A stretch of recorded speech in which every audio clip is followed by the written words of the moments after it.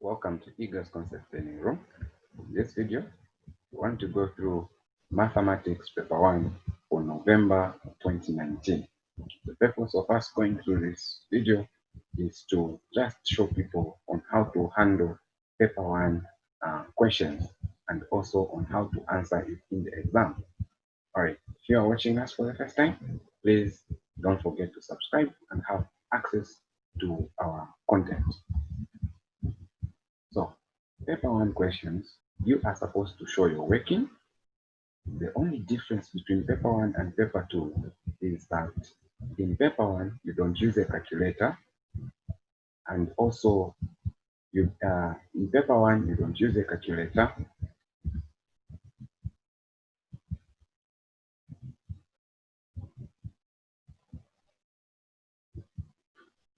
Welcome to Eagles Concept Learning Room.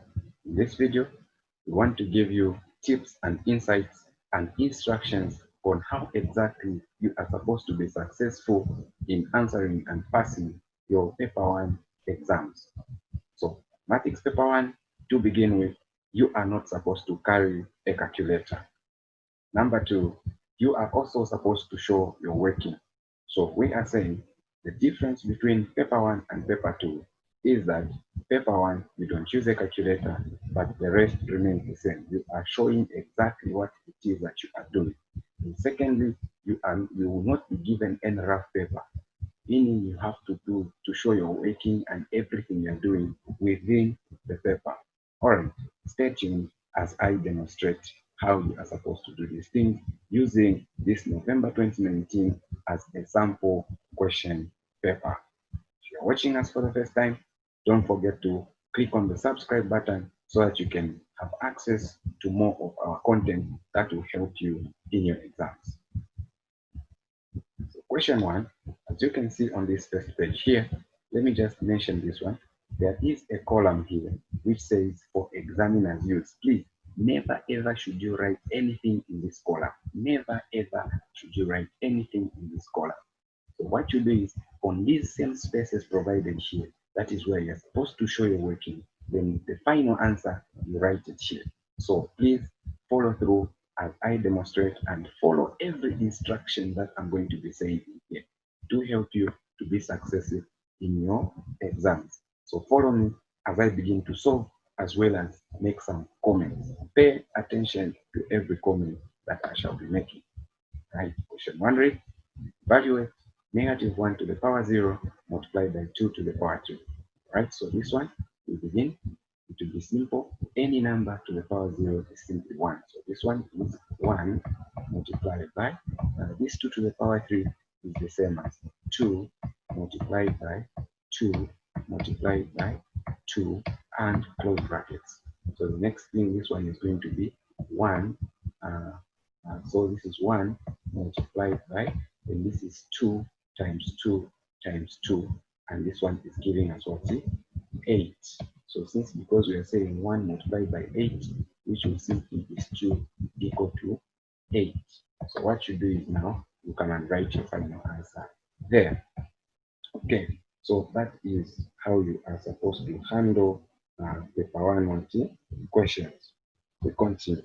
Question 2 reads, solve the equation x minus 1 then 2x plus 5. Now, this one is straightforward. You should have the ability by now to recognize the quadratic expressions as you see it. So, this looks like a quadratic expression which has been solved and reached at a certain level, and you are now supposed to evaluate.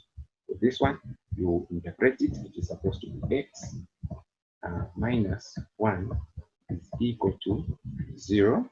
Okay, and also you are supposed to have 2x plus 5 is equal to 0. So you have two equations that you have to solve. All right, so this one will simply be equal to x is equals to 0. Then the one will cross over there, so this is 0. The one will cross over and it becomes plus 1. So this is x is equal to 1. So you have found one value of x. When you continue, this one is 2x is equal to 0 there. Okay, then this 5 goes this side. Okay, it becomes minus 5. So this becomes 2x is equals to negative 5. Then you divide by 2. Even this side you divide by 2. So this one and that one goes.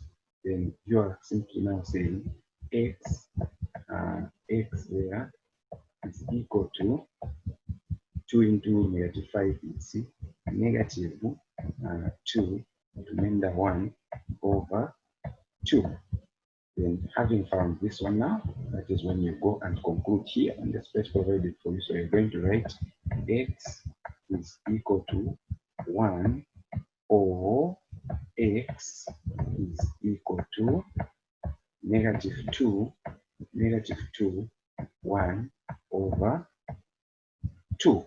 So that is how it is done. Continue. This one we are simply saying simplify 4x squared plus 2y squared minus xy minus 6x squared plus 2xy. Alright, first things foremost here is to just group the like terms. Try and group the like terms. So from the looks of things here, we have 4x squared and we have minus 6x there. So minus 6x.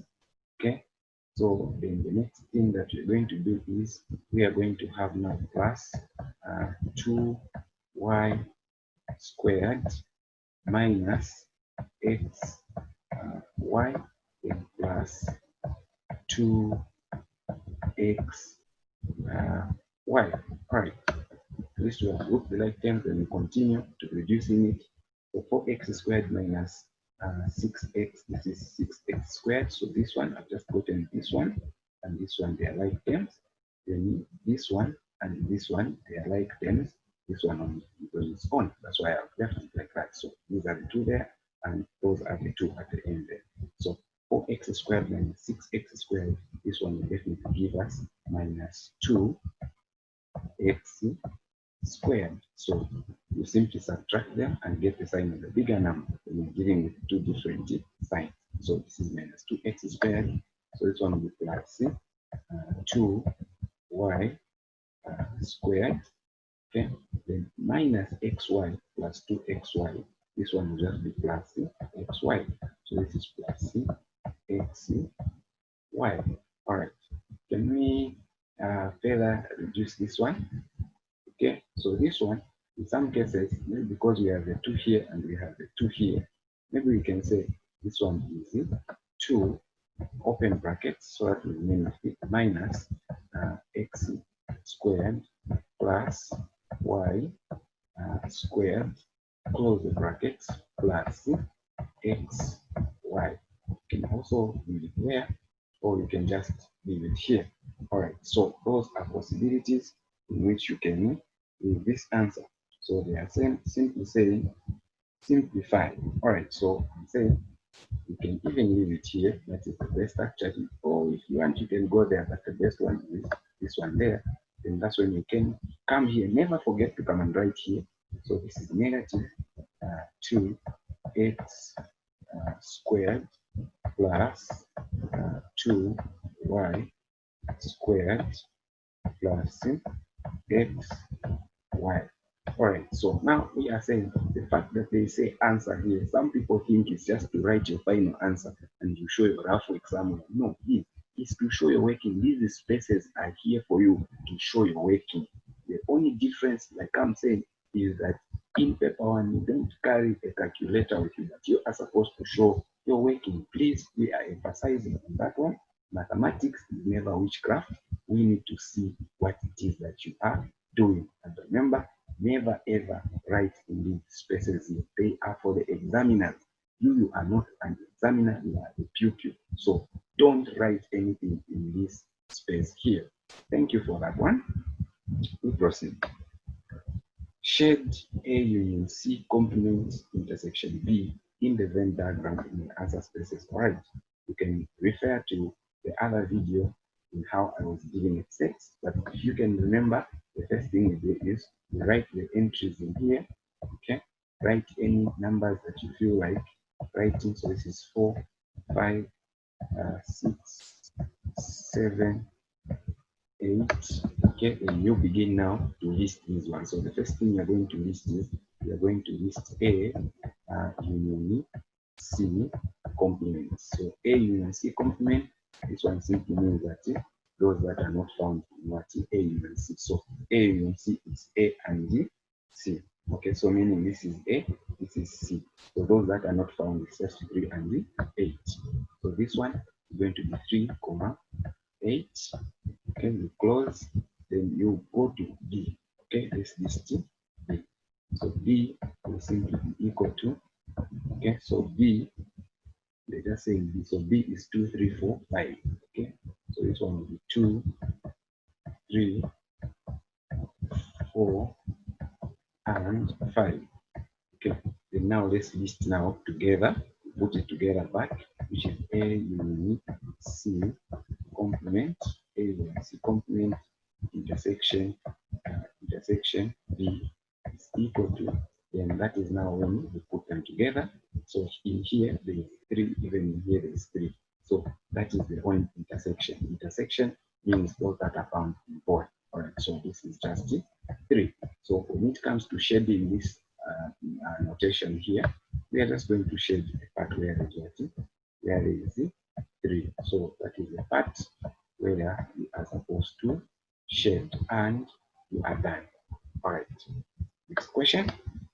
They are saying factorize completely 4ab plus 6ac minus 6bd and 9cd. So here, again, this is a quadratic expression because there are 4. 1, 2, 3, 4. So that gives us an idea that it's a quadratic expression. So the first thing that you can do is just put these in 2, 2. And these also should be the 2 of them. And you give this sign in between. Okay? Then here you're going to ask yourself, what is common here? Alright, so we have 4, we have 6, they have a 2 in common. So we are going to have 2. Then here we have an A and an A. So this one will be 2A is common, open brackets. 2 into 4 is 2, a B remains, so 2B plus, then here it's 3, okay, so that is, write it properly, that is a 3C, so 3C. So because 2 into 6 is 3 and the C has remained, the A is already outside, you close the bracket, you get the sign, and you ask yourself which one is common here. Of course, it will be a 3, between 6 and 9 is 3, then this is BD, this is CD, so D is common. So we have a 3 D there, and open the brackets. Then here we're going to say 3 into 6, that is 2, and the B will remain, so that is 2 B. The negative and negative will give us a plus there. Then 3 into 9 is actually 3, and SC has remained. So as you can see, inside here and there, we have the same terms. So it means we are on the right path. Then what you do is you're just going to get 2 A, this one, and this one in between. So it will be minus 3G, and then the other one, you get one of these, which is 2B plus 3C. So you've gotten that one, and you are factorized completely. Never forget, write the final answer here. So this is 2A minus 3D, close to write exactly as it is. So 2B plus 3C plus 3C, and you have your full 2 marks. Okay. A company declared dividends of 1 kwacha 15 ngwe. So a company declared dividends of 1 kwacha 15 ngwe.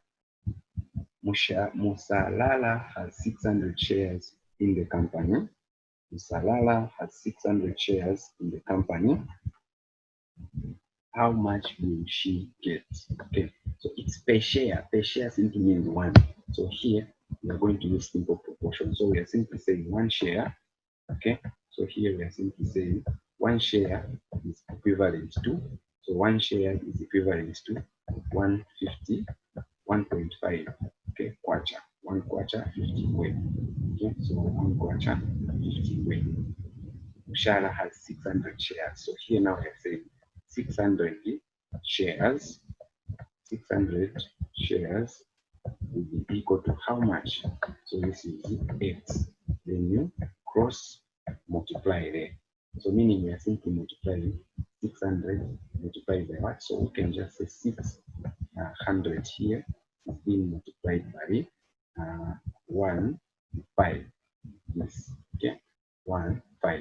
This. So it's 1 point, quite right, 1 point. Then the 0 at the last here, just ignore it. Okay, so we multiply. This one will be 0, that one and that one will be 0. Then 6 times 5, that is 30. So this is also a 0. Then we're going to add a 0 there. Then this and that, that is 0. Then 1 times 0, that is 0. Then 1 times 6, that is 6. Okay, so we add there. We add this one and this one. This is 0, 0, 0, and 9. But remember, there is one decimal place. So from the share, we do this from the end here to the 9 decimal place. So meaning here we find that X is equal to 900 kwacha. Okay, so 900 kwacha. Then from there, don't forget to write the final answer. Don't forget to write the final answer here. When you come here, you write for us, this is your 900 kwacha. Okay, 900 kwacha, and you're done. If you want, you can even put 0.00. Question 7 reads, A. Given that 17 plus m plus 27 plus dash dash are consecutive terms of an arithmetic progression, find the arithmetic mean m. B. For the sequence 11, 13, 15, find the formula for the end term. All right, so we begin with A. The solutions for A.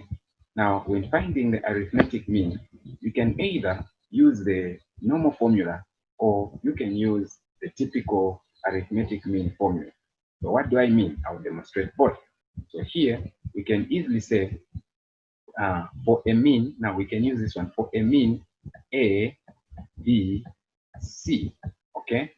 For a mean, A, B, C, B is actually the arithmetic mean. So for a sequence A, B, C, B is the arithmetic mean. And to find the arithmetic mean here, we are going to simply say we are going to use the difference, the common difference. So we can say B minus A is equal to C minus B. All right, let's apply it in this context. We have 17 there as our T1, okay? Then M as our T2, then we have 27 as our T3.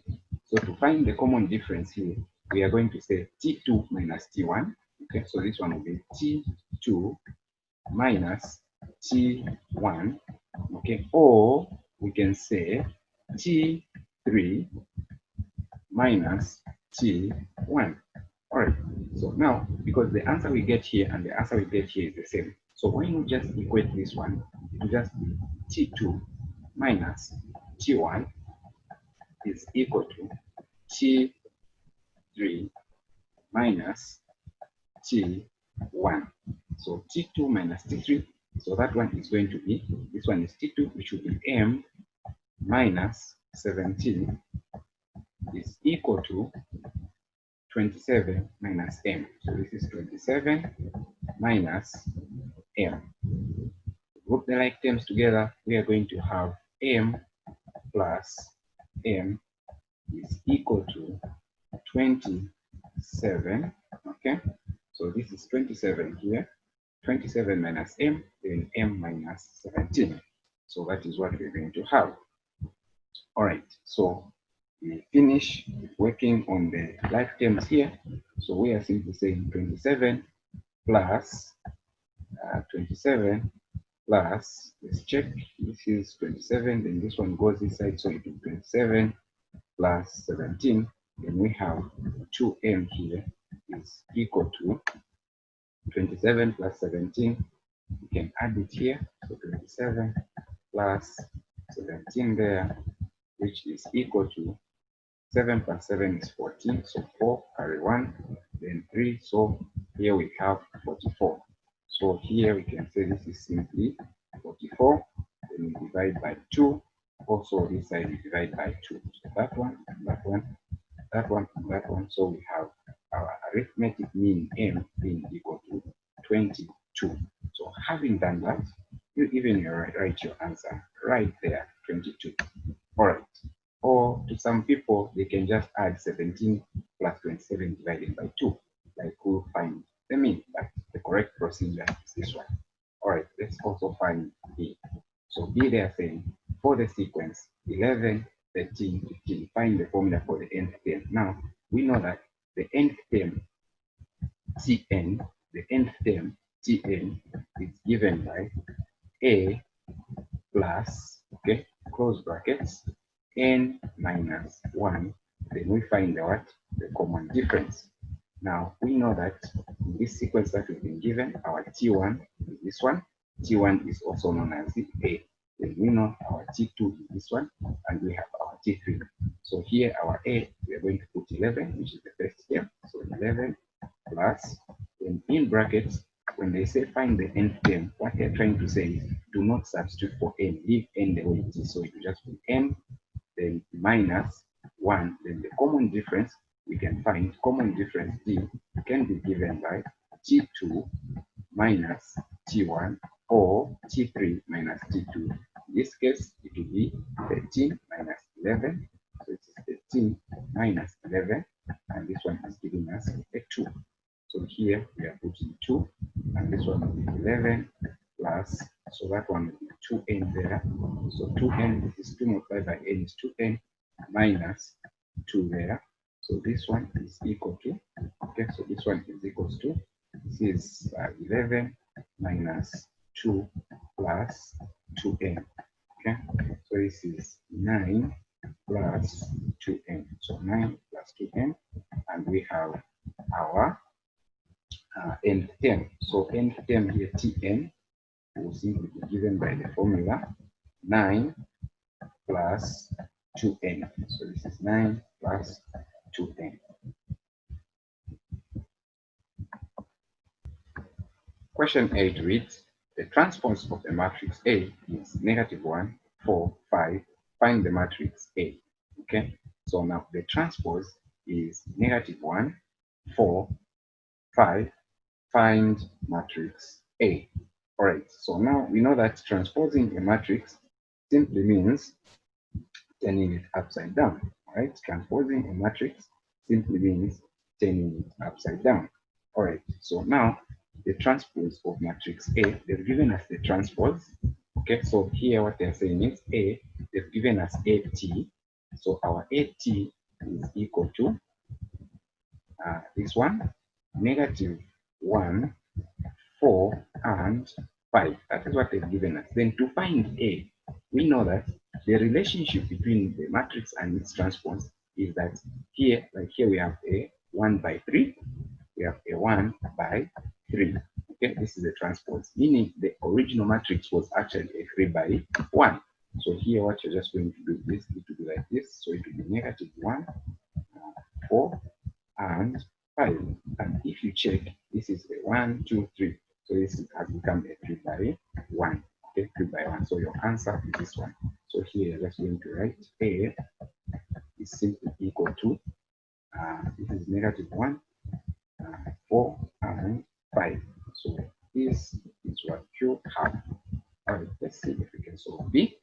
So B, this one is given that 1, 2, 3, and 1x5 is equals to 24. Find the value of x. All right, so here we're just multiplying. This is 1, 2, 3 there. We're multiplying the matrix and multiplying like that. So this is 1, this is x there, and this is 5. Okay, so that's what you're multiplying. We're multiplying with 5, and this is x. So there are simple rules that you need to follow. So this one will be 1 multiplied by 1. This one will be 1 multiplied by 1. Okay, plus, okay, so 1 multiplied, it's a row by column. So 1 multiplied by 1 plus 2 multiplied by x. So this is 2 multiplied by x, then plus, so you can even put them in brackets if you want, so that you see what exactly you are doing.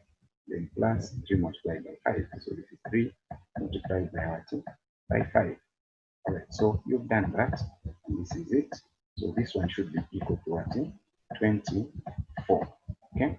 Then 1 multiplied by 1 is 1. So plus, this is 2x. 2 multiplied by x is 2x.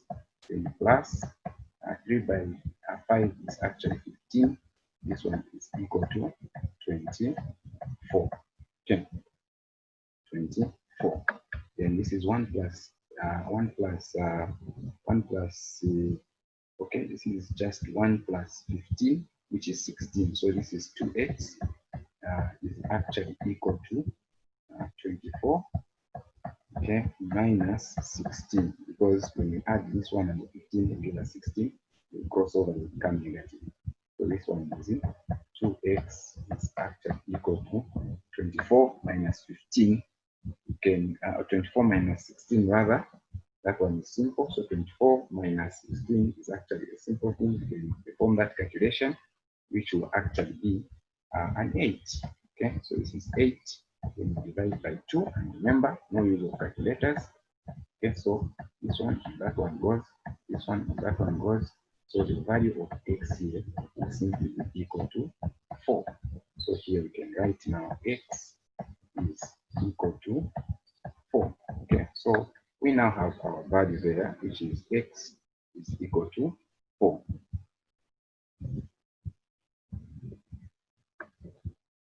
Question 9.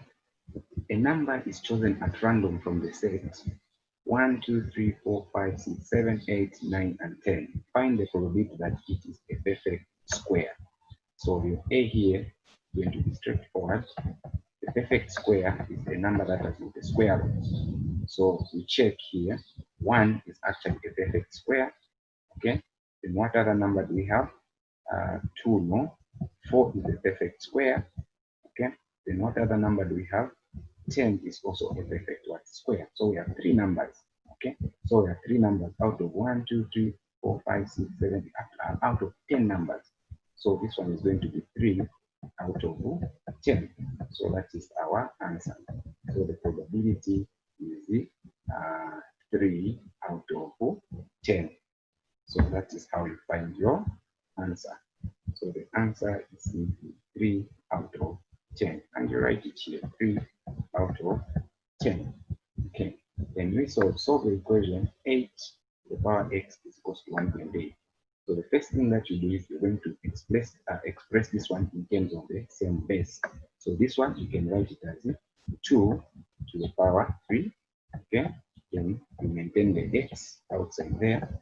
And this one is equals to, so you can express this one as a product of its prime factors. So you do that and you write your 128 there. And then you find the smallest number that can go there is a 2. So 2 into this one is actually 64. Okay, so 64. Then 2 into 64 is actually 32. Then 2 into 32 is actually 16. Then 2 into 16 is actually 8. Then 2 into 8 is actually 4. Then 2 into 4 is actually 2. Then 2 into 2 is actually 1. Then you are done. Then you just now count 1, 2, 3, 4, 5, 6, 7. All right, so you have counted how many? 7 there. Okay, so you have counted, those are actually 7. So this one, it means that writing 128 is the same as writing as 2 to the power 7. All right, so what you're going to do here is this one has become 2 to the power 3x is equal to 2 to the power 7 there. So you can divide this one by 2 and also divide this one by 2. So that the bases they cancel, then we remain with 3x. 3x is actually equal to 7. Then we divide this one by 3 and we divide this one by 3. So that one and that one goes. Then here we are going to have now 3 into 7 is actually 2, remainder 1 over 3. When we write now this one here, 2, remainder 1 over 3.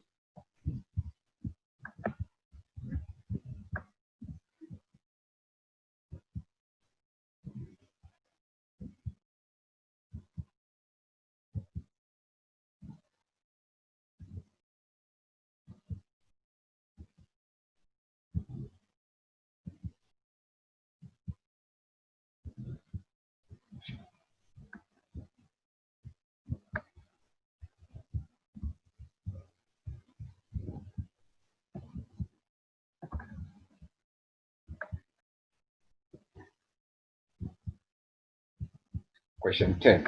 A. Set A is equals to prime numbers less than 12. List A.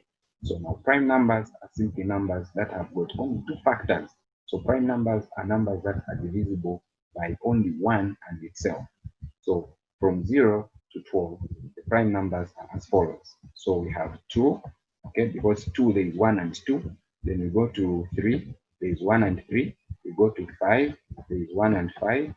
Okay, we can also go to 7, there is 1 and 7. Okay, then we go to 11. Okay, then 11 there is also 1 and 11. So these are the prime numbers that are between. Okay, one might be confused asking me, how about 9? No, 9 is an odd number and not a prime number. All right, remember, no use of calculators in here. So let's calculate this one. So the diagram below shows a sector AOB, arc AB subtended at an angle 21 degrees at the center O. Given that the area of the sector is 14.85 centimeters, calculate the radius. Okay, so now to begin with, I'll just start from here. So area is given by the formula theta. Okay, area is given by the formula theta over 360. Okay, area is equals to theta over 360, which is equal to, so area is equals to theta over 360, pi r square. That is the formula. So we substitute now into this one. We are going to have our 14.85 as given, being equal to our theta here given is 21 over 360. Then we have our pi, which is 22 over 7 multiplied by r squared, which we don't know. So here, the secret, since we are not using a calculator, the secret is we try to reduce these things, okay? The secret is to reduce these things. So let's reduce. We can reduce 7 in here, 1. 7 in here, it is actually 3, okay? Then we can say 3 in here, 1. Also here, we can say 3 in here, 1. 3 in here, 2. So we have 120. Then we have got 2 in here, 11. Then 2 in here, 60. Okay, so we have the 60. Now what we remain with? So we now have 14. Okay, 0.85 is equal to, now here we have 1 times 11. So we just have 11 r squared over 60. So this is what we have. Okay, over 60. Then now what do? We don't want to deal with points. They're going to confuse us. So what do you do? To remove these points, because here if you do this one, it will be 1, 0 there, and 0 there. So meaning we're going to multiply this one by 100. So we multiply by 100. Also this side you multiply by 100. Because what you do on one side, you do on the other side. So multiplying this side by 100, we are going to have our 1485. We have removed the point. Is equal to, then multiplying this side by 100, we can just cancel this 0 and cancel that 0. Then here we can say in here it is a 3 actually. Okay, so 2 in here is 3, 2 in here is actually what? 5. Okay, then here what we're going to have on top is 11 times 5, which is what? 55. Okay, so 55 r squared, 55 r squared over 3. Then here we can easily cross multiply that one. So cross multiply, we're going to have something like 55 r squared is equal to, now we are cross multiplying, so this is just you're going to start now the multiplying. Let me do it from here. 1485, so 1485, this one is being multiplied by 3. So continue. 3 times 5 is 15. So 5, remember 1. 8 times 3 is 24. So plus 1, that is 25. Carry 2. Then 3 times 4 is 12. 4 plus 2, that is 14. So 4 carry 1. Okay, so 14, 4 carry 1. Then 3. Okay, let's take it step by step. Okay, step by step. So here it's 14, then here 3. So this is the 4 there. So this is what we come up with. So here we are having 44. Okay, 44, then 55. And we can easily divide now. This is 55. Okay, also divided by 55. Okay, so here we take it simple and slow. So we can easily say here we can say 5 in here to actually give us what? 11. Okay, then we say 5 in here, it's actually 8. Okay, remember 4. Then 5 in here, it's actually 9. Then 5 in here, it's 1. Then we have 891. Okay, 891 over 11. Now 11 into 88 is 8. Okay, is 8. Remember 1. Then 11 into 11 is 1. So now we have r squared is equal to, where r squared is equal to 81. Then we know, it's common sense, square root of 81. By now we know that r is actually equal to what? 9.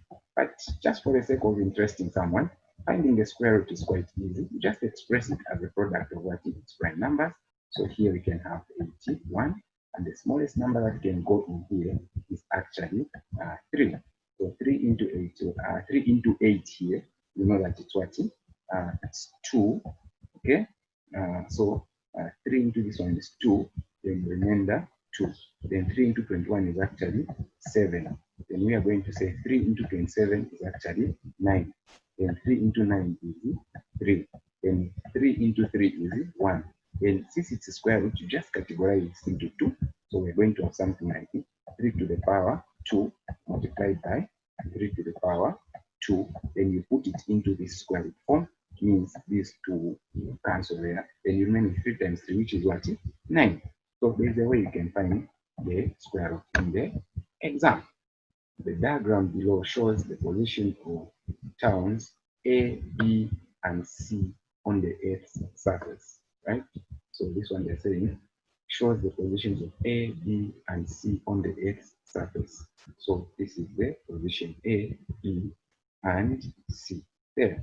Then if it is 0820 hours at A, what time is it at C? So here they've given us A. Now, every time they're asking about time, you think about what? The longitudes. All right, so here when you check A is on this longitude. So A, the longitude on A is actually what? If you follow this longitude here, the label is 20 degrees east. So this is 20 east. Okay, so this is 20 east there. Okay, then C is on 95. So this one is actually on 95 east, 95 degrees east. Okay, then here they've also told us that the time here is 0820. So here the time is 0820. Then we are supposed to find what? We are supposed to find the time there. So this isn't showing you. You're supposed to find the time there. So the first thing that you do now here, you first of all have to find the time difference between the two. And because this is east and east, we are simply going to subtract. So the time difference between these two, we are simply going to do what? To subtract. So time difference there, we are simply saying time difference, theta here, let's just say theta is equal to 95 minus 20, which will give us 75. Yeah, so it's giving us 75. So you label what you're working on. This is A, this is A and B here. So this is A. Then the next thing now we are going to say 15 degrees. This is a rule that you should remember. 15 degrees is equivalent to 1 hour. Then 75 is equivalent to what? So 75 will be equivalent to X. So cross multiply there. We're going to have 15X being equal to 75. Okay, we divide here by 5 by 15. Also here, we divide by 15. Now, in case you don't know the actual answer, what is 15 divided by 75 divided by 15, you can start by reducing. All the secret is start reducing the number. So you can use what you know. You can say 5 in here, it's actually 3. Then you can say 5 in here, it's 2, remember 1. Then 5 in there, it's 5. Okay. Then so here you're saying 5 in here, it's 25. All right. So let's just check. So no, actually it's 15. 15, 1, because 5 in 7, it's 1, then remainder 2. Then in 25, it will be 5. So this is it. Now 5, this is now 15. Okay. So then 3 into 15 is actually what? 5. So you know that the time difference is 5 hours. Okay. And the next thing now you're going to do is you're going to add, since when you're going to the east, you gain time. So you're coming from 20 going to 25. So going eastwards, you are gaining what? Time.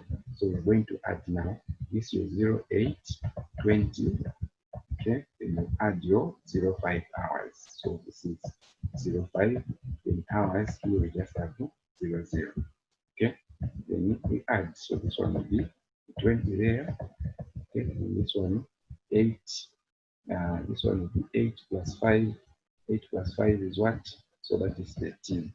So your time here is 13:20. 13:20. Then you come and write it as your A here. 13:20. Okay, when you go to B, so let's answer B right here. Like I said, to show you working. So a plane flies from A to B at a speed of 400 knots.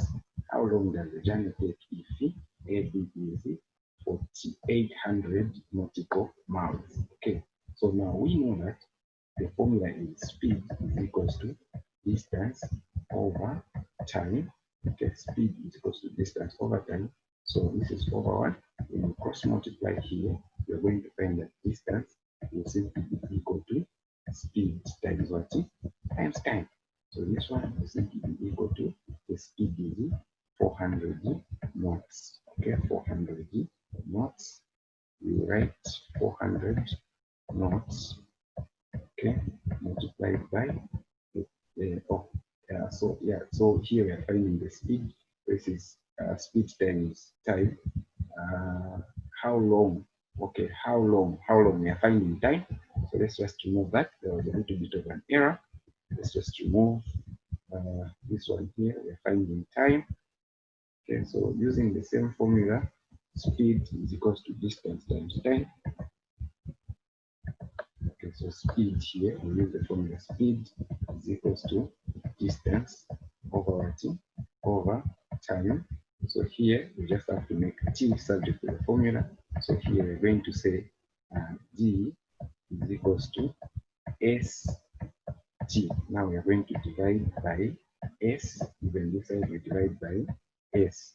So that we have t is equals to d over s. So here we're going to have t is equals to d over s, which will be equal to our distance here is 4,800 knots. Okay, over 4,800. That is our distance, nautical miles, over our speed here, which is 400 knots. Okay, 400 knots, like that. So this 0 and that 0 can cancel, that 0 and that 0 can cancel. Remember, we are not using a calculator, so we have to do what we can to find the answer by reducing the 10. And 4 in here is 1. 4 in here, that is 1 also. Then 4 in here, that is 2. So the time that you're going to have here is what? It is 12 hours. Okay, so final answer time is 12 hours. So here T is equal to 12 hours. HRS. So that is how this one is found. All right, question 12.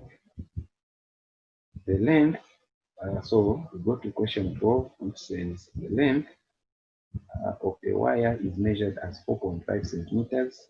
Calculate A, we are calculating the tolerance. Okay, so the tolerance here will be given by 2 multiplied by error. So tolerance, this one here, I think we have enough space. Let's do it from here. So tolerance, we write the full word tolerance. Okay, so tolerance there is equal to 2 multiplied by error. Okay, multiplied by error. Okay, so tolerance is equal to 2 multiplied by error. Now which means we first of all have to find the error. So this error, you write the full word and just write it as a shortcut, just for demonstrating the process, but make sure you write it as a full word. So error will simply be given by 0.1 divided by 2. So 0.1 divided by 2. Why? Because when you look at this number here, there is a point here. So this is 1 and this 2. So this is more likely the 0.1. Okay, this is 0.1. There is only one number after the point. So that's why we are saying this one is 0.1 divided by 2. And this one is going to give us 0. Okay, so I'm sure by now people know how to handle it. It's going to give us 0.05. So we are not using a calculator here. So what you can do is you can multiply by 10 here because you have one point. So you multiply by 10. So what you have 10 over 20. Then you divide 20 into 10, 0. Then you add a 0 again and so on until you find this one. So meaning finally here now we can calculate our tolerance. Writing forward tolerance is equals to 2 times this 0.05. So 2 times 0.05, and this one is equals to. So by now I expect that people can calculate such simple things, okay, which will give us 0.1. So that is our tolerance. Sorry, it will be actually 2.005 is actually 0.1. Yes, so we have found our tolerance. Then we go to the next B here, so we write our tolerance here, which is 0.1. Then we go to the next here, B, which is the relative error. So relative error will be given by absolute error over true value. So relative error, let's write R, write the full word relative error is equals to absolute error. So absolute error over true value. Okay, write full words, no shortcuts, just demonstrating here. So here, this one will simply be equal to, so the absolute value there, the absolute value will be 0.05. Okay, so it will be 0.05. Remember, the error, the absolute error, that is the error that we had found at first, and I said the error, we simply divide 0.1 divided by 2. So that's in 0.05 there. That's what you're going to use. So 0.05 is what we are putting here. Top 0.05, then divided by the true value. So this is 0.05 divided by the true value, which is 4.5. So what you're going to do to find this answer, now my answer here for my calculation, my answer will simply be 1 over 90. But how do you obtain that one? Okay, let me just demonstrate. So you're going to multiply. This is 2 decimal places. So here at the point there is a 1, then here there is 0 and the 0. So this one, it means when you multiply by 100, we're just going to remain with 5 over. Then multiplying this one by 100, we're going to have a 450 here. So we're going to have a 4, 50. Then 5 in here, 1. 5 in here, 9. So that is how come we're going to have 1 over 90. Okay, so 1 over 90. So this is 1 over 90. Okay, continue. Question 13 is about the angles. You can check out the video on how we are finding circle theorems. So in the diagram below, A, B, C, D, and D are points on the circumference of the circle center O. DAT is equals to 40 degrees, BDC is equals to 30 degrees, and AT is a tangent to the circle A. Alright, so first things first, this is what we have. You can check. We have the radius, we have the diameter there. So meaning from there to there it's a radius, there to there it's a radius. So meaning this side and this side is the same. Okay, so if we have this angle 40, there is the theorem of alternate segment, which says the angle between a chord and the tangent is opposite, is equal to the opposite inside the angle, which is this one there. So automatically we know that this is our 40. All right. So if that is our 40, meaning even this one here, the whole lot of it is also our 40. So if this be our 40, then we can say BOA is actually a triangle. So angles in a triangle, they add up to 180. So you're going to just add 40 plus 40 plus this one here is equals to 180, meaning it will be 40 plus 40, which is what? 40 plus 40, which is 80. So 180 minus 80 is 100. So this angle here is actually 100. Now, I'm just saying these things. By now, I've told people you have to show your working. So make sure you show your working of what I'm talking about. So you find this one here. All right. What other angles can we find? We know that we have this one BC. This is a chord. Then here BC, you can check that the angle CDB is 30, so as CAB is also 30. So we're talking about this angle just from there to there. This is what? This is the 30. Okay. So meaning if this one from there to there is 40, then this one from there to there is 30. Meaning this small one here is what? Is 10. Okay. So that is what we are finding there, right? We have used the angles in the same segment. This one and that one, they are in the same segment. How do we know? Because they are all coming from the same chord. Okay, so for more information, check the video on the circle theorems. All right, let's see. Calculate CBD. So they are saying we calculate CBD. Now we know that angles in a semicircle add up to 90 degrees. So this is the BCD. This is a semicircle because this is a diameter. So meaning this angle right here is 90. So in order for us to find this angle right here, we are simply going to add 90 plus 30, which is 120. So 180 minus 120, this one will give us what? 60 degrees. All right. So CBD, there we have, this is 60 degrees. So you show your working, then you can write final there. Then BAC. So this is BAC. Okay, that is the 30 degrees. Then AOB, that is the 100 degrees. All right, so it's just applying the laws and also try to back it up with what you have said. Okay, let's look at this particular question here. The question reads,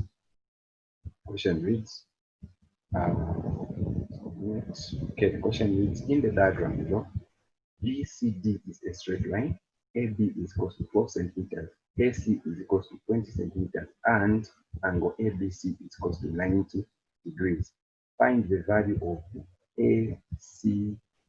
All right, we are finding the value of ACD. All right, so ACD, this is what we're finding, the one which is outside there. All right, this angle here. The only way we can use the angles, remember, is by using SOHCAHTOA. All right, so first things first, we can find this one. The other approach we can use is we first of all have to know how to find that angle there. Okay, so if we are finding this angle here, remember, you just write this way. So, Okay, so ka and toa. Okay, so ka toa. So since we have this one is the opposite, this is the hypotenuse, meaning we can use the sine rule. Okay, we can use the sine rule on this one.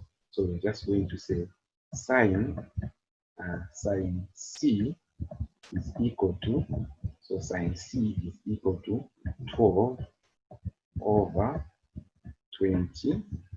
Okay, so 12 over 20, and this is how we can find the angle. All right, so sine c is equals to 12 over 20. Okay, so this one here, that is what you're going to do. So meaning this angle here to be, so sine c is equals to 12 over 20, then you can find this angle here. So now, in order for us to find this angle here, then here, in short, what we are saying is this one will be this angle here. It can easily be, let me see which one we can use properly. So this angle will easily be sine angle. Okay, so this one, let's just say this one that we have found here is going to be sine angle, sine angle.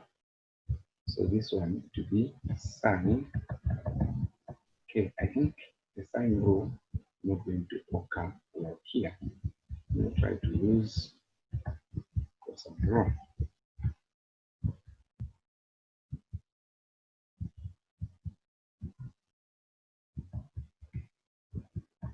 Okay, the question reads, in the diagram below, BCD is a straight line, AB is equals to 12 centimeters, AC is equals to 20 centimeters, and angle ABC is equals to 90 degrees.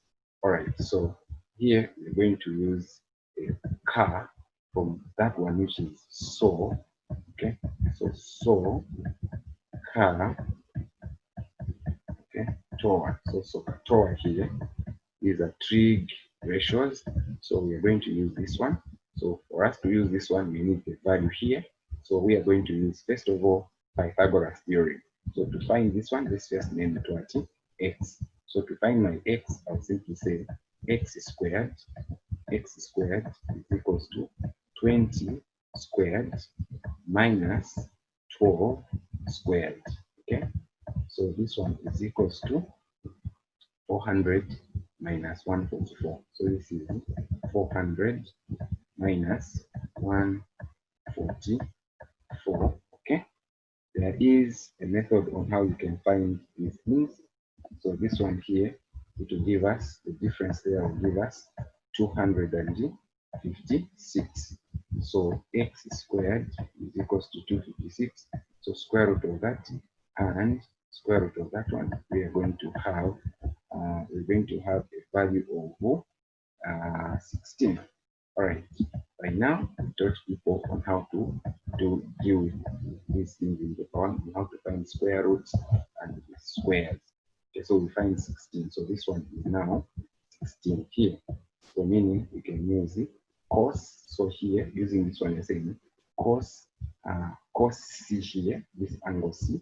So let's just say cos C is actually equal to 12 over 16. Okay, 12 over 16. So we can simplify this one. Let's just simplify this one, which will give us 4 in here, it's 3. Then 4 in here is actually what? 4. So we have found cos that one there. Okay, so we have found cos that one there. So now what you're going to do to find this angle here. So if we have found, because it's in paper 1, we can only end there. Okay, we can only end there. So to find this one, we are going to use the rule that supplementary angles add up to 180. So we're just going to say, okay, angle ACBD. So this is angle ACB, angle ACD. ACD is equal to 180. Okay, 180 minus angle ACB. Okay, so So when you subtract 180 minus this angle, you're finding that one. So this one is equal to 180, okay, minus this angle that we have just found here, which is minus cos, okay, minus cos what? Minus cos, so minus cos 3 over 4, and that is how you're going to find your answer. All right, let's also do B here. Okay, now the way it was cut, this one, it was not cut properly, so the space for working was cut, but I've demonstrated using the few questions there and how exactly we are supposed to be handling the following questions. All right, so this one is saying A and B are points with coordinates -3, 3 and 5, 9 respectively. Find the length AB. So A and B are points with coordinates -3, 3 and 5, 9 respectively. Find the length. Find the length AB. So here the length AB will be given by the formula. Okay, the length AB will be given by the formula. So you just write AB here. Okay, so and length should be positive, so you can put the modulus if you want. So it's equal to, so this one will be like x2. Okay, this one, the formula for length, it should be in your head by now. So this one will be the difference in the x coordinates. So x2 minus x1 here, we put it in brackets, then to the power 2, then plus y2. This is the formula which should be in my head, y2 minus y1. We close the bracket there, then this should be in the square root there. Okay, so we substitute there. We have these coordinates. This is our x1 and y1. This is our x2, y2. So our x2 there is 5. So this one will just be like that. Okay, so that is 5. 5 there minus, okay, 5 minus -3. So minus -3 there, -3, and this one is squared, and plus our y2 is actually 9. So that one is 9 minus 3, which is also squared. So we continue. This one will be equal to 5 plus 3. Okay, so this one will be 5 plus 3. So 5 plus 3, that is 8. Then 8 squared, that is 64. Then plus here to be 9 minus 3, which is 3. Then 3 to the power 2, that is 9. Okay, so this one you're finding the square root of 69 like that. Okay, square root of 69, which should be equal to 13. Okay, so meaning the length AB is actually, let me just check something here. There was a little bit of a mistake. So 9 minus 3 is 6. So 6 squared is 36. So this is 36, not 6. So 64 plus 36, that gives us what? 100. So this is a 100 there, 100 there. So square root of 100 is actually 10. So therefore, our distance AB here, our distance AB is equals to 10 units. Okay, 10 units. That is your distance there. All right. We go to the next question, which reads: A varies directly as B and as the square of C. And A is equals to 30. So we'll say A is equals to 30, B is equals to 2.5, and C is equals to 2. Then find the value of K, a constant or the variation. So here, the first thing is we need to do what? To just come up with this expression they're telling us. So they are saying A varies directly as what? As B, and inversely, okay, and inversely as the square of C. So this is C squared. Then remember, it should be a K there. So here we're going to have something like A is equal to BK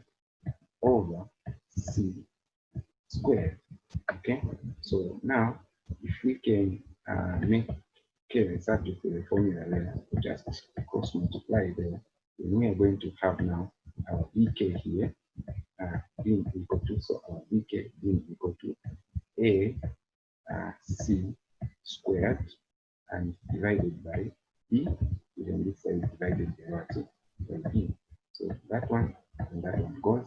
So we're going to have k being equal to a. Here they've told us that our a is 30. So 30 multiplied by 30 multiplied by our c is actually 2 squared, then over our b here, which is 2.5. So we have that one being equal to, so 30 times 2 squared, that is 30 times 4. Okay, and 30 times 4 will definitely give us 120 over 2.5. Right? So by now you know that you can multiply both sides by 10. Okay, 10 even down there, you multiply by 10. Why? Because when you get this is 1, and where there is number put 6. So you multiply, you want to get rid of the point. Okay, so this one here is going to give us now 1,200 then over 25. Okay, then you can divide that one. Okay, by now we are quite familiar with the issue of dividing. We are quite familiar with the issue of dividing.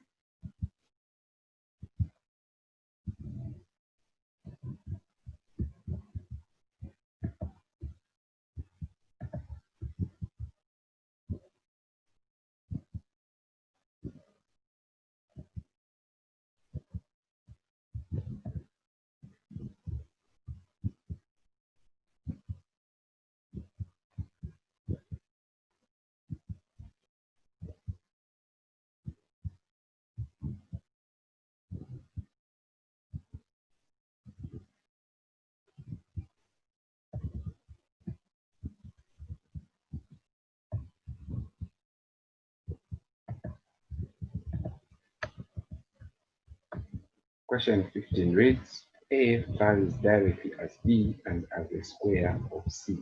And A is equal to 30 when B is equal to 2.5 and C is equal to this one. So first things first, you are going to write what they're telling you. So we're saying A varies directly as B and D as the square of C, and this should be a constant. So writing the formula here, we are going to have A being equal to k, okay, b c squared, right?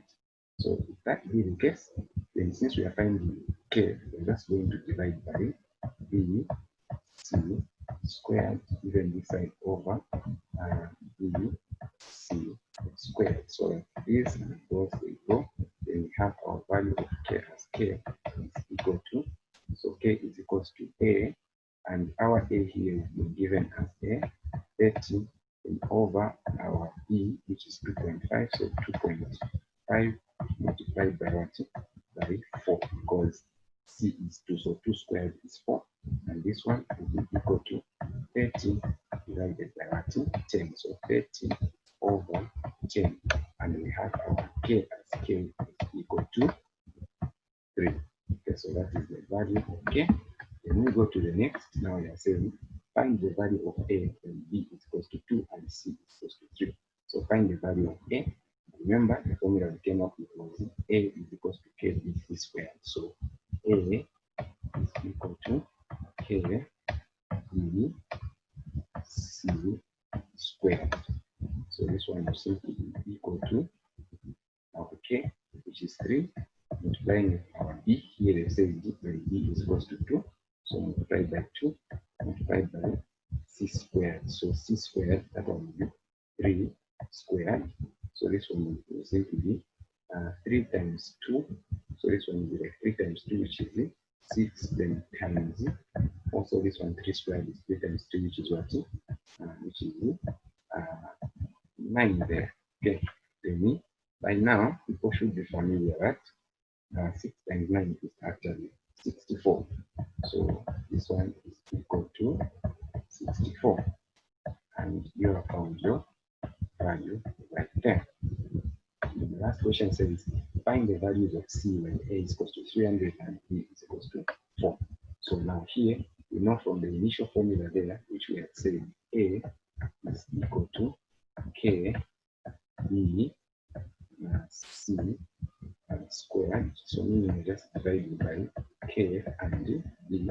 Then this side we divide by K and B. So at this one and that one goes, then we're going to have our C squared being equal to A over K B. In this case, this one is our A is 300. So this is our 300 over our K is 3 multiplied by our B here, which is 4.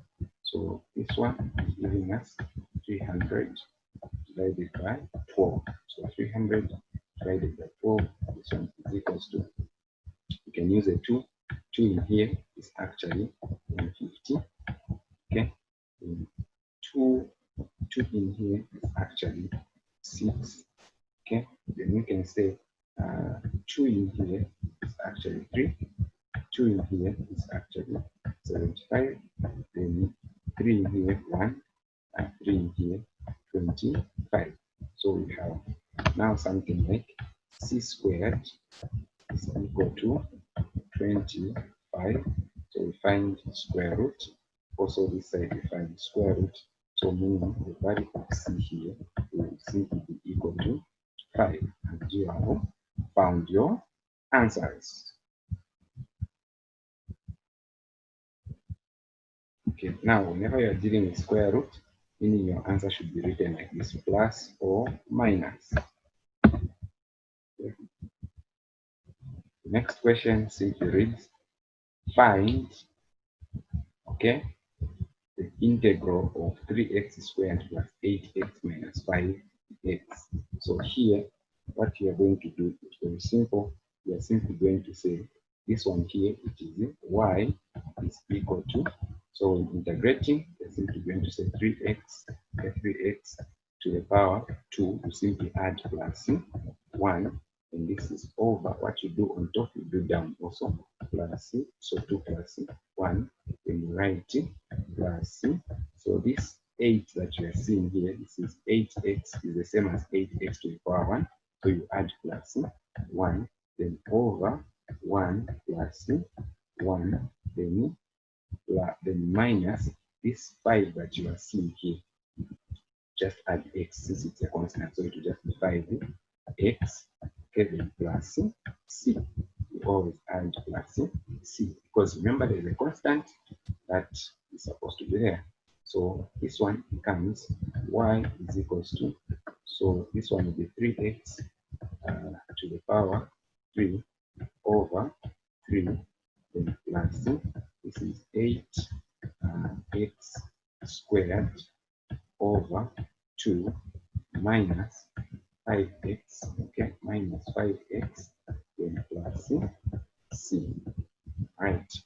Then the next thing that you're going to do is you divide this and that, so we remain with the x to the power 3 plus, you can divide with this and that, then you remain with the 4x squared, then minus 5x plus c. Alright, so having found this one, you go and write also the final answer on the provided spaces. Okay. The diagram below shows two triangles A and B. So the diagram below shows two triangles A and B. So we have A and B. Describe fully a single transformation which maps triangle A onto triangle B. So from triangle A to triangle B, what happened? When you're looking at transformation, there are quite a number of things that can transform an object. It can be transformed by a shear, it can be transformed by an enlargement, by a reflection, by a rotation. But when you check out all those things cannot happen. So this one, number one, it cannot be a reflection. Okay, it cannot be a reflection. Why? Because it's almost the same. They've just gotten it from here and taken it there. But a reflection, it would have been the opposite. This side should be facing this side. Okay, then it can't be rotated. No matter how much you try to rotate it, you find that you won't come up with this one. Okay, then it can be enlarged. This one is small. Shear, you see, the diagram has not been distorted. So the only possible translation, the only possible transformation is the translation. So it will be t, and the translation is found as t is equals to, you write it as a column vector. So x comma what, comma y. Okay, so this one is simply equal to, now look at how has the x moved. So the x has moved from here, it has moved from here. This is 1, 2, 3, and 4. Right. The x has moved. No, you start counting from here because, okay, if you start counting from where I started, to be 1, 2, 3, 4, 5. So this one will be 1, 2, 3, 4, 5. Okay, to be 6 because this is from 2 and negative 4 here. Definitely to give us 6. So 1, 2, 3, 4, 5, and 6. So that is it. 6 in the x, it has moved 6, and because it is going to the left, it is going to be negative what? 6. Okay. Then going in the y, this y is just moving what? From this point has just moved from there 1, 2. So in the y, it will just move 2 steps. Okay, so this is our translation. So describe fully, you just write it is being translated with a translation matrix of negative 6, comma 2. Now, depending on which angle you are looking at, if you are using this point to see how it has moved, so this point, it has moved to this one. You start counting from this one. If you are using this one, then you count from there, like 1, 2, 3, 4, 5, 6, and you've reached this point here. So if you're counting from this, if you're counting also how it has moved from there to there. So if you want, you can also count from there, 1, 2, you've reached this one. So however you count it, you still come up with the same translation. And that is how you can fully describe that transformation. So you can say it is a translation with t is equal to negative 6, comma 2. Question 17 reads, in the diagram below, A, B, and C are 3 points on level ground. The bearing of B from A is 62 degrees and the angle ABC is equal to 128 degrees. C is due east from A. Alright, so they're saying find the bearing of C from B. So meaning we are going to B there. So C from B, meaning we are starting at B. So meaning at B there, we are going to draw a straight line, a north, which is perpendicular line. So we do our own north there. Okay, so if we do our very own north here, there is something that we have created now here. So they are saying bearing of C from B. So you start at B, that's why we have drawn at B. So you start from B there all the way up to C. So from there all the way up to here. So here, just here, this is the line coming from C. So this is the angle they want. Now, how do we find that angle there? So we can only find that angle after finding, because look, if we check this angle here, this one, there are angles on a Z like that, like that. So angles on a Z, so they are equal. This one and that one are equal. So this one is what? 62. That is a Z it is forming because it is in between these two parallel lines. So this is a Z like that, like that. So this one is equal to that one. Then this one is equal to that one. All right, so this is 62. So if this is 62, we're just going to say 128 minus 62. Then we find this remaining angle here as 66. Okay. Then since we have drawn a straight line here, a straight line, which means the whole lot of this up to this straight line is 180. So to find this angle that they want here, to find that angle, we are simply saying that one will be 180. Okay, 180 minus 66. So let's just subtract it from here. 180 minus 66. Okay, so this one here is 7, and this is 10 here. So 10 minus 6, 10 minus 6 is actually 4. 7 minus 6 is 1. then we have the 1. So we have our 114 degrees. Okay, so that is 114 degrees. All right, let's look at B. This one we are saying we find the bearing of A from C. So meaning we are going to C. That is where we are drawing our north here. So at C here, that is where we are drawing our north. Right? So this is our north. And then they're saying A from C. So we are definitely looking at it, this entire angle there, from there all the way up to there. So this is our A from C. Okay. Now, when we draw this one also, this is a north and a north. So angles, this one and that one there is a Z. So it means this angle there is also equivalent. Okay.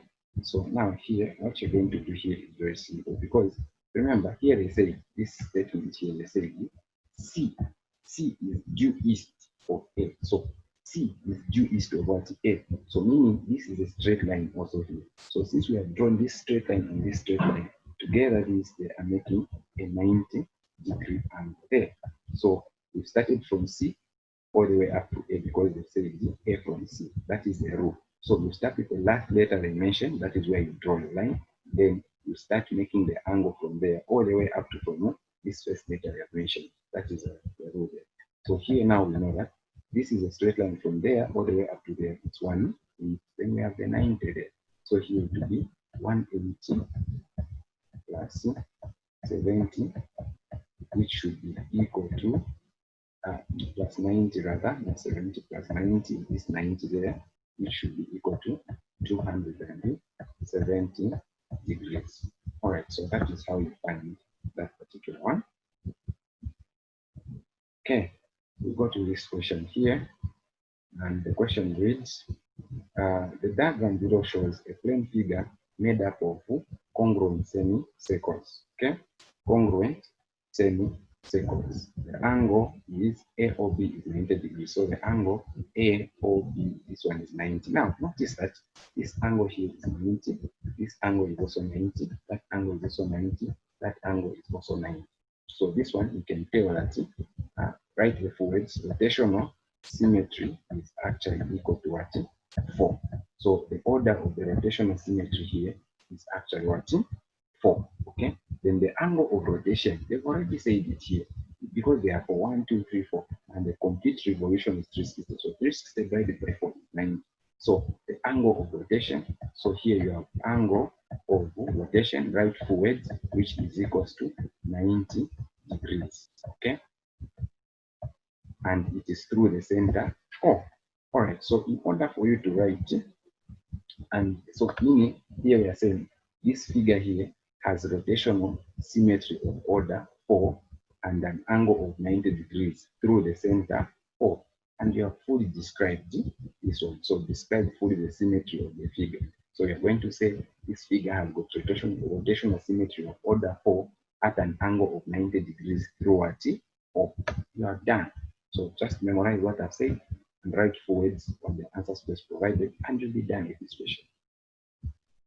Okay, so here the question reads, in the answer space, so here is where you're supposed to write what I was saying.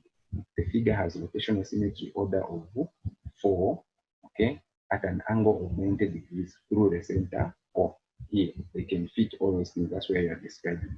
Will this be writing another? So here they're saying in the answer space below is an incomplete program written in pseudocode for calculating the volume of the what? The volume of a cuboid. All right. So with length L, base B, and height H. Complete the program by filling in the blank spaces with the appropriate statements. Now, like I always say, we just need to know the formula. So volume is equals to L times B times H. That is the volume of a cuboid. Okay. So enter, meaning you're supposed to enter length, breadth, and height. So here we didn't enter. So here it's just L, B, and H. Okay. Then volume, you just write L times B times H, and you have your 2 marks. It's that simple. Check out the video on computer and calculator for more information. Okay. So this one they're saying the function f and g are defined by f of x is equals to 2x minus 3 and g of x is equals to 3x. So find f inverse of x. Okay, f inverse of x. So f inverse of x. So this is what you are dealing with first. So this one here, we are simply going to say this f of x we turn it into y. So this one will be y is equal to 2x. So y is equals to 2x minus 3. All right.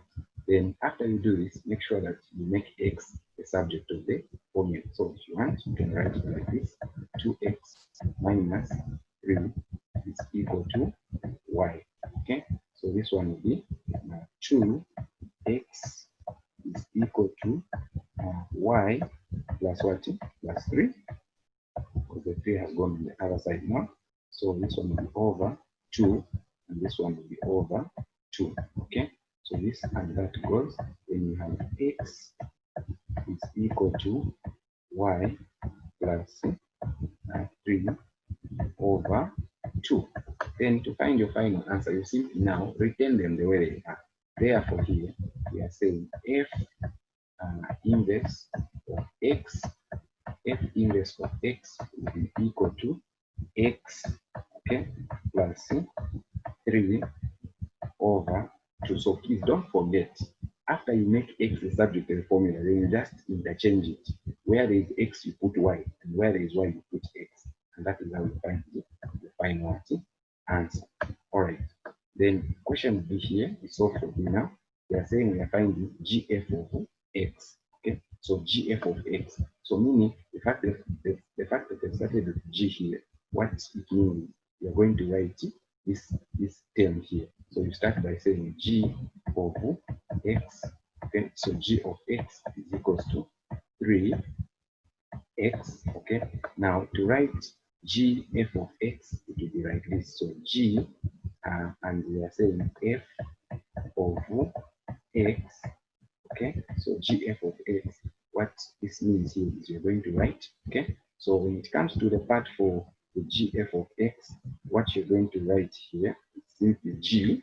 Okay, what it means is this one will be equal to g, then open bracket, then you write where g, then you write this whole thing here. Okay, this whole thing here, which is what 2x minus 3. Okay, so 2x minus 3, 2x minus 3 goes. So now what is going to happen here? This one will be equal to, you get this equation now here. Okay, where there is 3, you just write it 3. Since the g is 3, then you write the full one here. Where there is x, you are putting this one, which is 2x minus 2. Okay, and then you solve it. So from there, we solve this one, which will be equal to 3 multiplied by that one becomes 6x minus 6. Okay, so 6x minus so 3, actually we forgot this is 3, so we put a 3 there. This is 3, so that this one becomes what? 9. Okay, so this is 9 there, and we have our answer for that one. All right, then here now we are saying gf of 2. So gf of 2, so meaning gf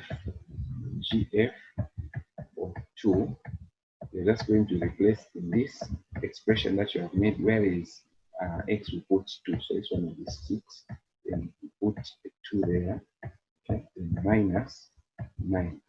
Okay, so this one is equals to 6 times 2 is 12, then minus 9 there is equal to, so 12 minus 9 is actually what? 3. Okay, so that is it, our answer for that particular. And you are done. Question 20 reads,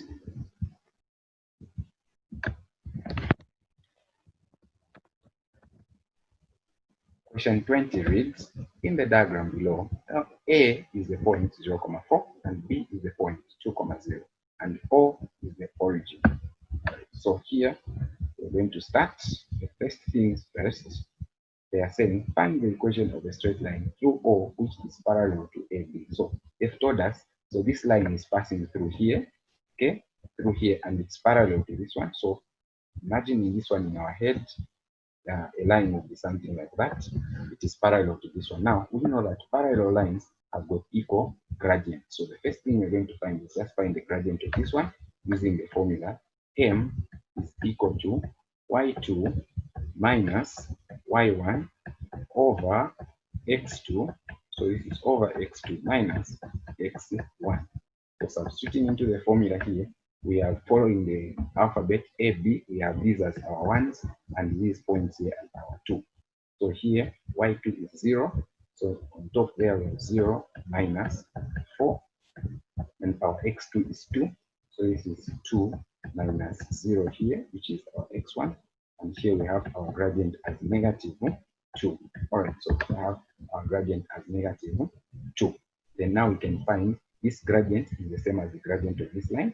So let's find the equation now by using the formula y minus y1, okay, is equals to m, open brackets, x minus x1, okay, right? So this one is going to be y minus y1 here is 0. We have these coordinates here, 0, 0. Okay, so to find the equation, you need one set of coordinates, and you need the gradient. So gradient, we have found it from here, then one set of the coordinates is here. So this is minus 0 is equals to, we have found the gradient here, which is negative 2. The x here, we leave it, minus the x1 is also 0 there. So meaning this one, y minus 0 is y, which is equals to negative 2 multiplied by x, that is negative 2 at x. Then negative 2 multiplied by 0 is 0. So finally we have our equation as this one. Alright. Then question B, I'll just solve it from here where there is space. So this one, they are saying the height of two similar cylinders are 4 centimeters and 6 centimeters. If the volume of the smaller cylinder is 48 centimeter cubic, find the volume of the larger one. So here we have a ratio of 4 to what? 6 is equal to 48 to x. So this one is for the smaller, and we are starting with the smaller, for the bigger and the bigger. So since we are now, the first thing we're going to reduce is, we're going to reduce this ratio. So 2 into 4 is actually 2. So this one will be 2. Then 2 into 6 is actually 3. So this one will be equal to 48 to x. Alright, so 48 to x.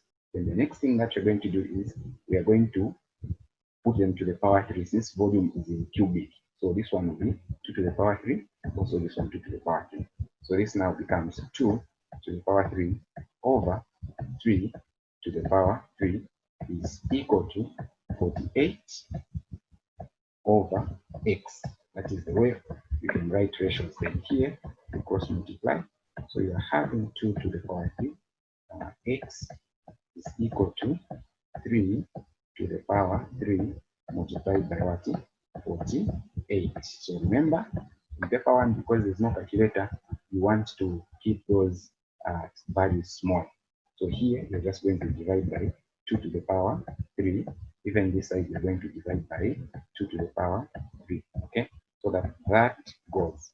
Then x here will remain, x is equal to, so this 3 to the power 3, now we write it one by one, which is 3 times 3 times 3, then times what?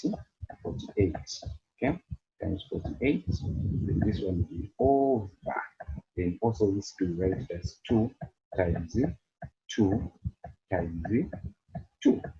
Then you start 2 into 48 is 24. Okay? Then this 2 into 24 is what? Is 12. Then this 2 into 12 is actually 6. Then you can easily multiply. 3 times 3 is 9. 9 times 3 is 27. Then here, 27 times 6. It's easier. So 6 times 7, that is 42. So 2 carry 4. Then 6 times 2, 6 times 2 is 12.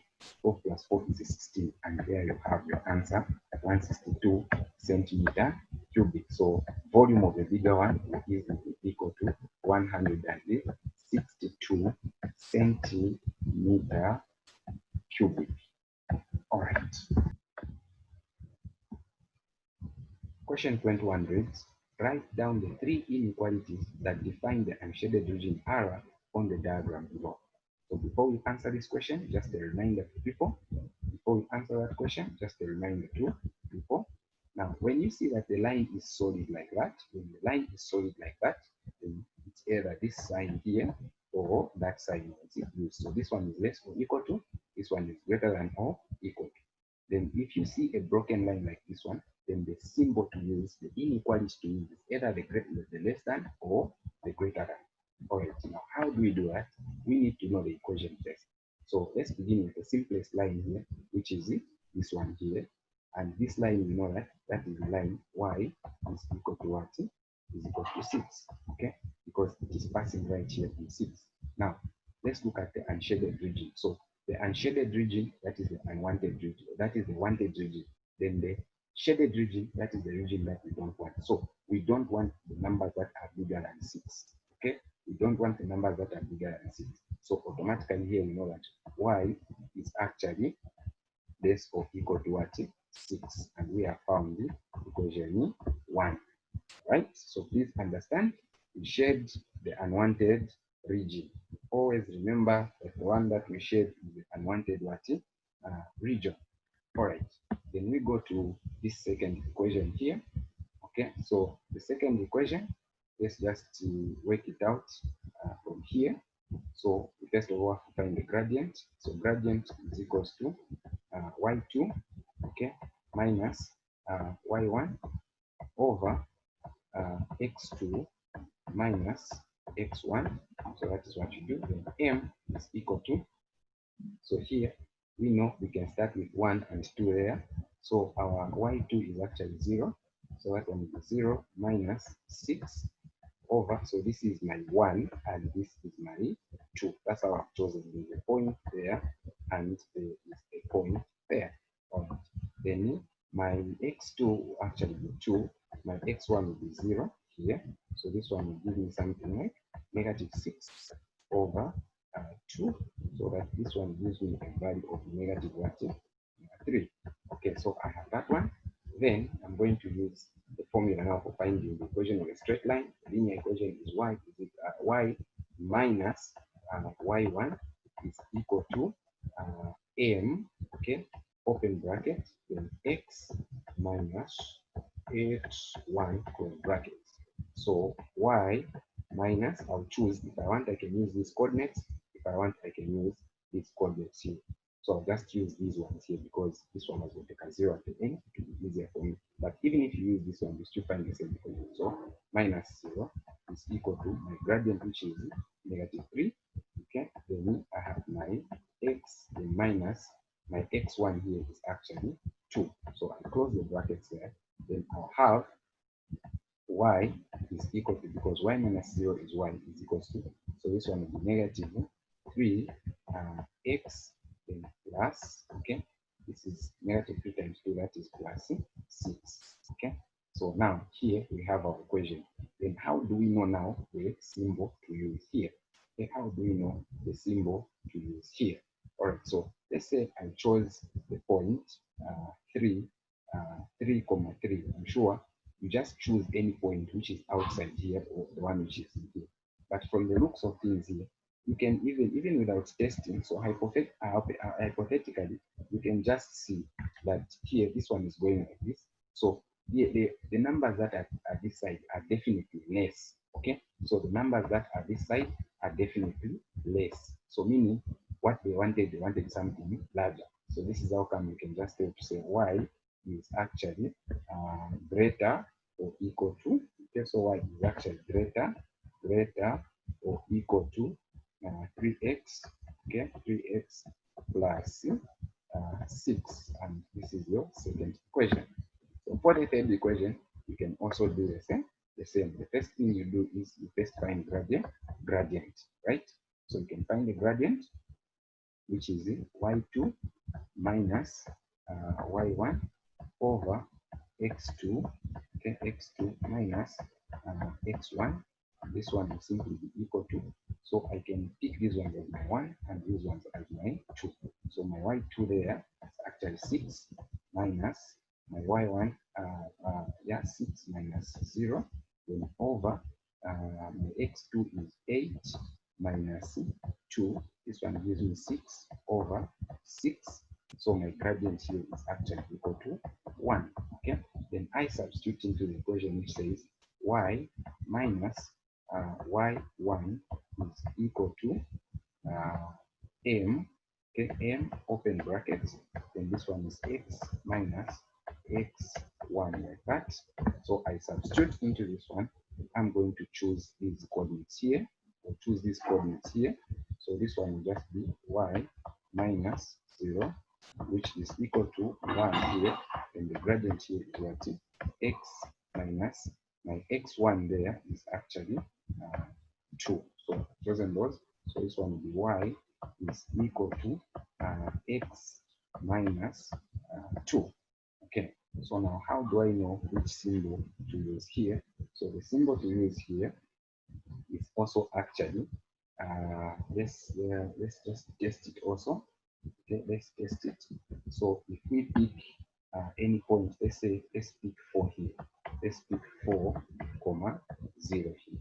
Okay, so we pick 4, 0. This one we are going to put 0 is equal to 0 is equals to, so x is 0, then minus 2. So this one is going to be 0 is equal to negative 2. But in reality, 0 is greater than what? 0. What is true is 0 is greater than negative 2. So meaning here we know that it will be y is greater or equal to negative 2. Okay. So if you try, this is how you find these inequalities. All right. Now, if you tried less or equal to, here it would have been it would have been correct here, because it would have been correct. So the best thing is you just say it's greater or equal to. So if you chose less or equal to, this one would have been correct, and then you don't shade if it is correct. So it's the other way round. Question 22a. M is the point 0, 5 and mn is equals to negative 3, 4. Find ON. So here you have to imagine you have 3 coordinates there like that.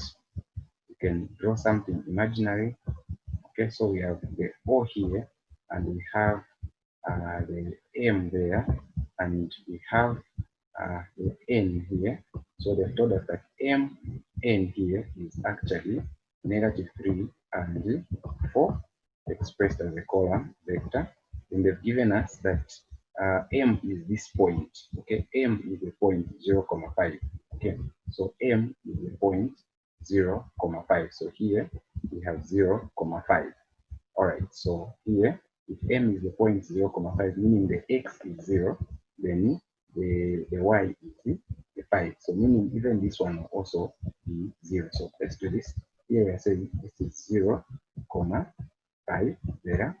Then meaning even this point, since they are in the same line, then this one is going to be 0, y. So just don't know the value of y yet. Okay. Then this one now here, how did they find this one? So for them to find this one here, they were using vectors. You remember, you start from this one and you go round. So to find mn, to find the vector mn here, they simply say mn, this one, mn is equals to mo. So this one is mo plus o n. Okay, so mn here, this is negative 3 and 4. This one is simply equal to, so this one is simply equal to our MO here, since we are going from M to O, so this one will definitely be a negative. So we're going to have a 0 and a negative 5, okay, a 0 and a negative 5, then plus ON. Now the ON here, we just know the X, which is 0, the Y, we don't know, okay? We don't know, so that is the ON there, the ON. This is just what we don't know the value of Y here, but we know that it is 0. All right, so we group the right terms here, this one will be negative 3, and this one will be 4. Then it crosses over to the other side. If this one crosses over to the other side, we have minus. This is 0, minus. Okay, so this one we're going to have this one here, yeah, will cross over, minus 0. So this one like that, this one minus like that. Okay, so if this one, let's just name this one x also. Let's not assume we know it, it will just be x. So this is 0, then it will be equal to x and y like that. Okay, thereafter we're just going to say minus 3 minus 0 equals to be minus 3. Then 4 minus 5, this one will just give us what? So this one is more like, this one will give us something like, let me just check it out. So this one will give us something more like a 9. Okay, yeah, because it will be plus. So negative and negative will give us plus. So this one will be what? A 9. So we have this one as negative 3,9. Okay, so that is how we find the coordinates of what? Or n. All right.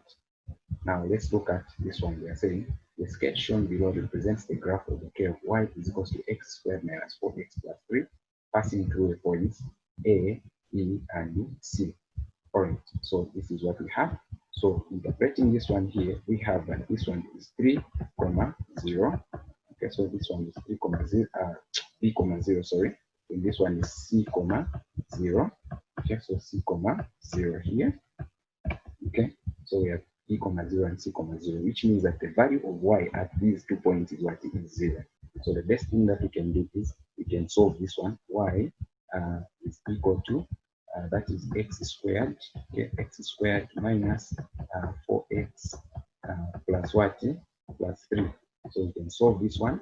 So this one is the same as x squared minus 4x plus 3 here is equal to what? 0.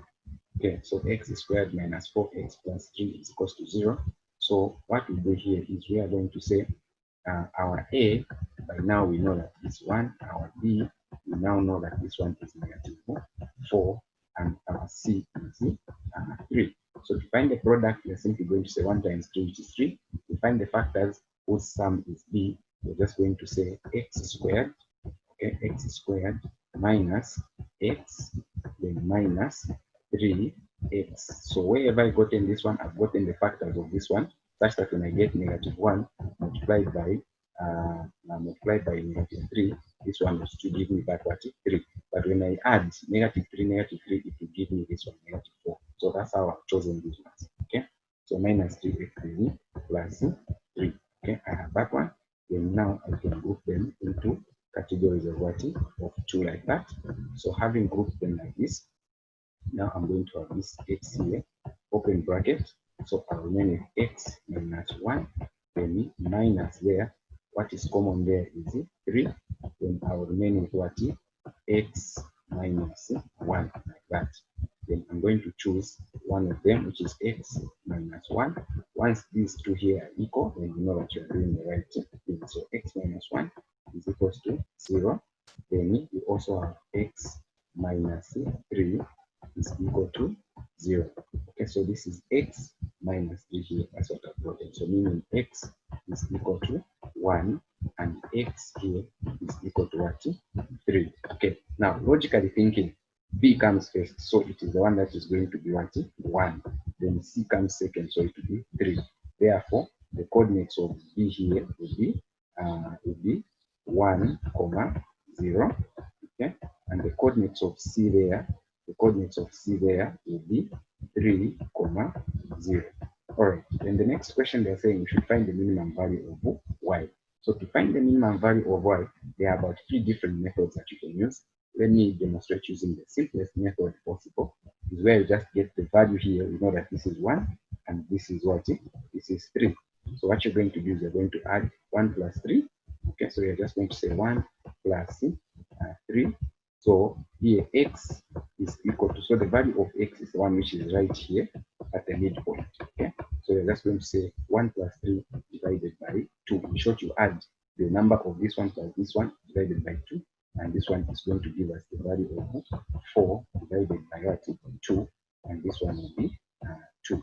So since you have found the x value as 2, then what you're going to do is now you're going to substitute into this equation. So this one will just be 2 to the power 2 minus 4, where there is x equal to 2, then plus what?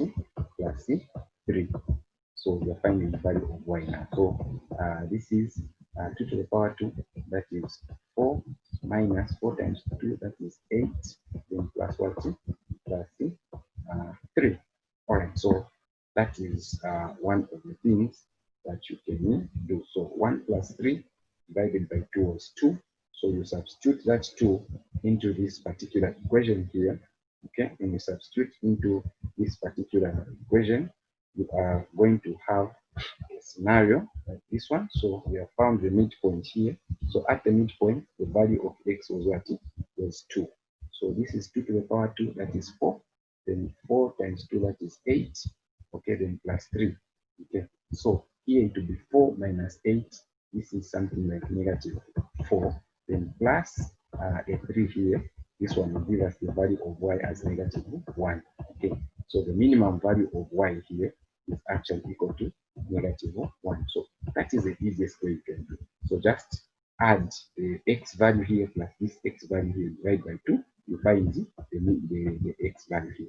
So this value you're going to find, you substitute into this formula and you find the minimum value. So if you, in case they ask you about the coordinates, you are simply going to write it's 2 comma negative 1. That is the turning point. Or for those that have followed calculus, you can also use calculus where we say dy by dx equals to 0. So you can differentiate this one, then you equate it to 0, and then you find the value of x, and then you come back to doing the same thing. Or you can simply say here it is the negative b over 2a. Okay, so negative b over 2a. That is how you find the minimum value. So the minimum value of y is equals to negative b over 2a, and this one is equal to, so negative b here. Okay, so this one will just be 4 because there's a negative, so negative and negative, then over 2a. Our a here was 1. Okay, so 2a, or a was 1, so you divide that. So you can use a lot of formulas. So you can, one of the formulas you can use is this one, but the best is one which has been demonstrated for you, and also the using of dy by dx. But I've used this formula because most of you don't even like calculus.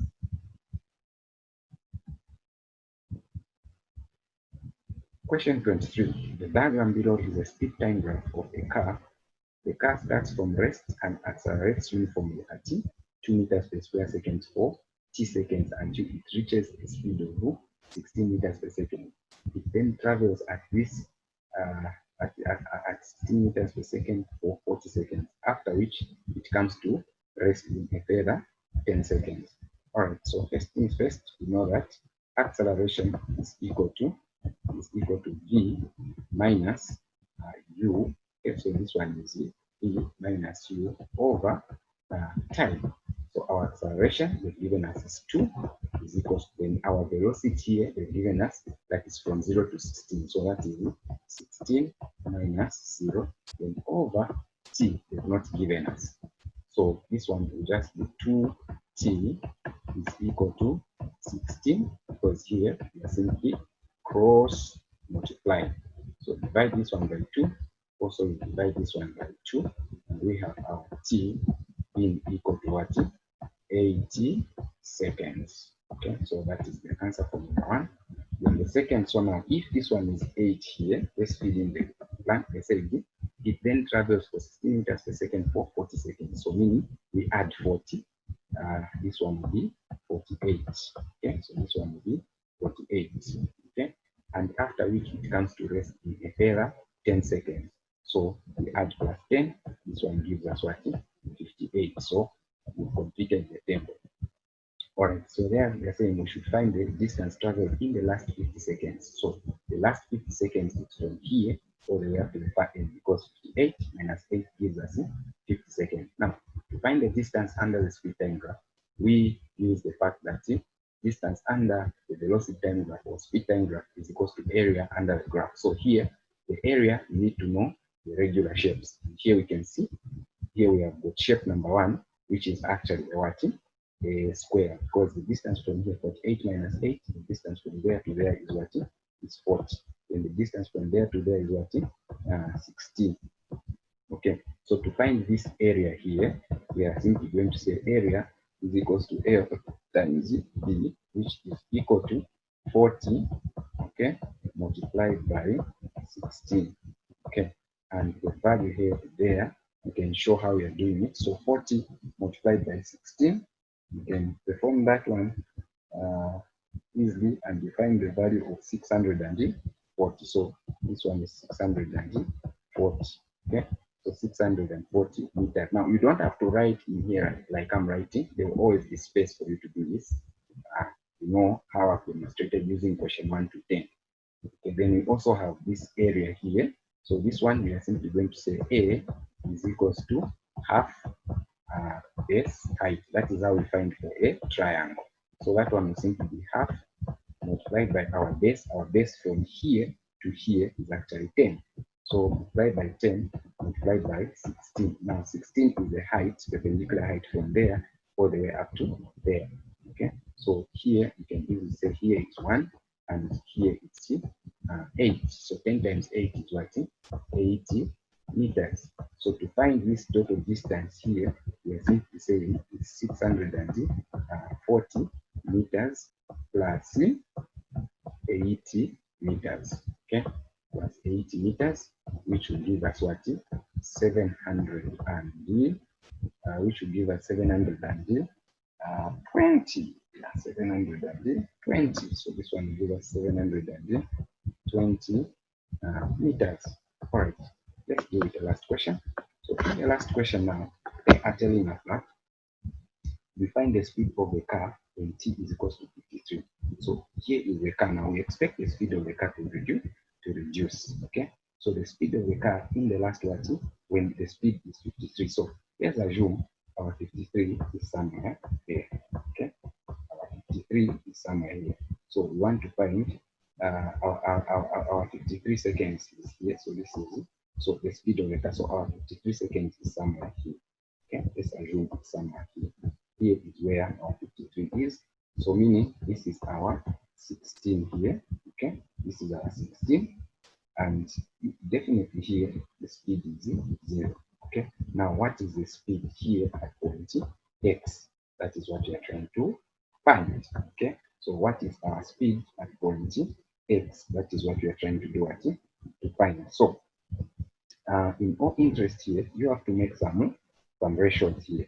Okay, you just have to make some ratios. All right, because when you check here where it is the 16 here, the time between here and there and the last here is actually 58 minus minus what? Minus 48. So what we are simply saying here is we are saying, okay, if a speed of 16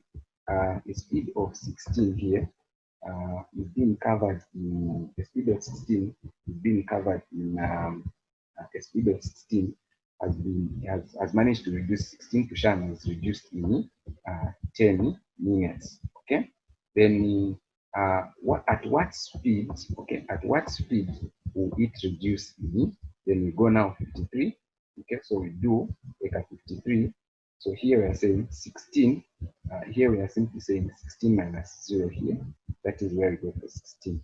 Then now we don't know the x here.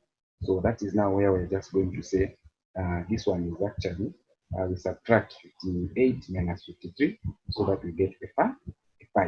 Okay, so we're going to get a 5. So how about in 5 what? 5 seconds. Okay, then we can cross multiply this one. So that here we're going to have 10x is equals to, now we know that x is speed is equals to 16 times 5. 16 times 5 is actually equal to 80. Okay, so this one is actually 80. Then we divide by what? By 10, and also we divide by 10 here. So this one and that one, that one and that one, and we find this last part here as it is 80 meters per what? A second. So that is how we find the what? The speed. All right, so just understand what is happening here. The speed is reducing. From here, it is reducing all the way up to 0. So just say if this 16 here, this 16 is equivalent to 10, because in 10 seconds it's reduced to 0. Then this one here, x, how long will it take to reduce to 0? So that's why we are saying this one minus this one, and that is how we find that relationship.